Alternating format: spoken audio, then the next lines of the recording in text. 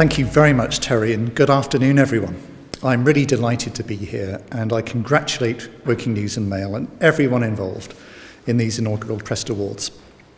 Now, I'm at the Centre for Environment and Sustainability at the University of Surrey.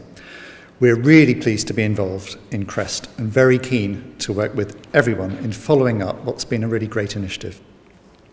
And as the director of the Centre, Professor Angela Druckmann, says in the programme, a big part of what we do is teach and train the environmental and sustainability professionals, the leaders of the future, and helping raise awareness and create opportunities to change business strategies and practices to bring economic, social and environmental benefits for all is really fundamental to what we're about. And Crest is entirely in tune with that. So that's why we value these awards so highly. Now, Angela Druckmann also notes that these awards are especially timely given that we're now in the run-up to COP26, the big global summit on climate action to be held in November in Glasgow, co-hosted by the UK government. The aim there is to raise ambition around the world and to inject even more urgency into action in dealing with our climate crisis. And with that in mind, I thought it would be useful to put Crest in the bigger context. We need to act local while thinking global and global together, working together on the big challenges that we face. And that's the spirit that we see in the Crest entries. People are displaying that commitment to thinking global and acting effectively locally. So let's quickly review the big challenges that we face and put Crest in context. And I've got a very few slides to go through that. Now, we've really got our work cut out in the 2020s. And that's daunting, but it's also really exciting. We've got to recover in a sustainable, green way from COVID, in our businesses, in our towns, in our cities, in every aspect of our lives. We've got this decade to make really decisive steps towards a decarbonised economy, a net zero world. And we need very determined action to stop biodiversity loss in the UK, but also around the world, and to help the natural world recover. And all of these things can go together. They're part of what's being called building back better. Let's have a look at the other crises that we face, the really big challenges, climate and nature crises. So let's look at climate. There are a few slides which underline the point that the science is now beyond doubt. The Earth is overheating, we're doing it, and we've got to cool the planet down. As Greta Thunberg says, the science is beyond doubt, our house is on fire. But so far, all we've managed to do, faced with this fire, is bring a few buckets of water. We need to bring the full weight of the global emergency services to bear on this fire that we face, the climate crisis.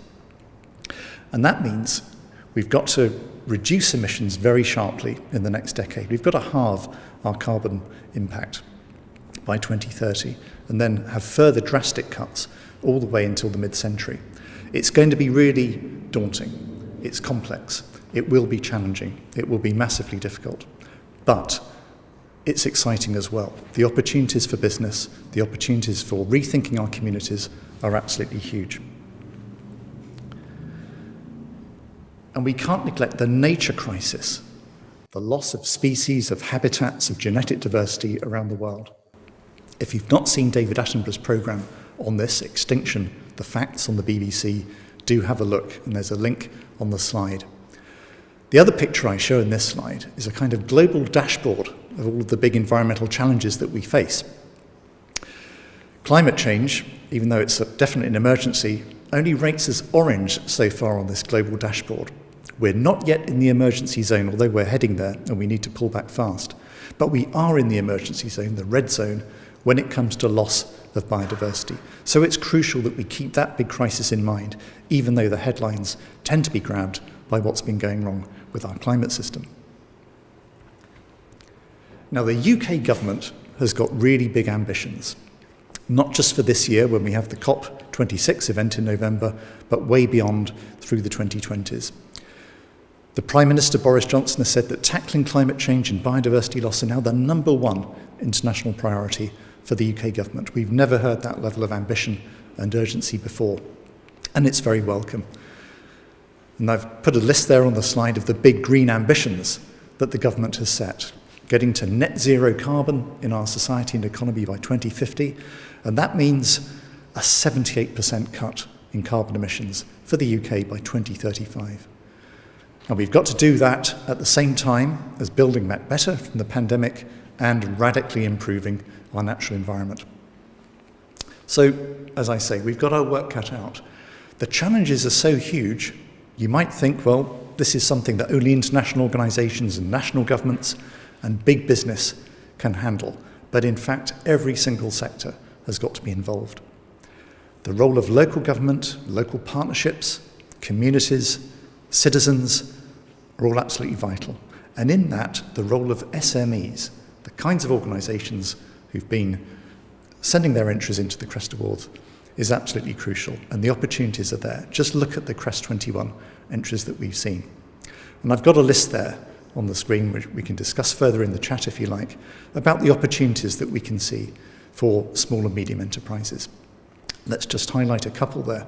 One is the need to completely change our heating systems in our homes over the next couple of decades, moving away from gas, going towards electricity, heat pumps and so on. A massive opportunity for small and medium enterprises. And the same goes for rethinking of our communities, especially in the wake of the pandemic, where we've got to rethink how we use land, how we use our buildings. And maybe a theme for next year's CREST Awards will be what I've put at the end there. What would a zero carbon, new kind of high street look like? What kind of revolution would we need? And what are the opportunities for businesses in achieving that in the next decade? So that's the scale of the challenge that we've got, but also the scale of the opportunity, I think, as well for SMEs. It's been a real privilege and pleasure to help judge these entries, and I've come away feeling really inspired by the commitment, by the inventiveness that's been shown by all of the organisations who've sent in entries. They're really showing how we can make a reality of the big idea of sustainable enterprise. And we at the Centre for Environment and Sustainability and the wider University of Surrey are really excited about working with you all in following up this fantastic initiative. Thank you very much, and I look forward to the rest of the event.